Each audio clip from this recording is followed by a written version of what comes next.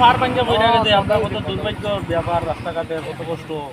গাড়ি ঘোড়া লইয়া দাউন যায় না রাস্তা 2-2.5 ঘন্টা দুইটা দাঁড়াইয়া রয়েছি কত ঠিক আছে আমি দেখে যাবো কি ছোট বড় সবাই মানুষের কত কষ্ট হইতাছে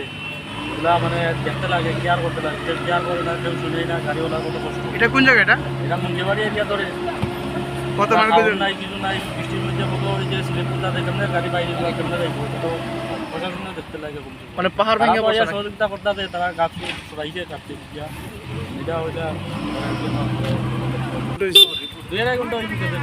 মোটামুটি একটু ক্লিয়ার আছে তো জায়গাটা বুঝলাম এই জন্য যাচ্ছি না কোন এলাকা এটা এটা 36 মাইল মুঙ্গিয়া কেমে পিএস মন্দির গিয়েছিলাম পিডব্লিউডি থেকে বা এর থেকে কোনো না আইসি আমি কাজ করতে চলতেছে কাজ না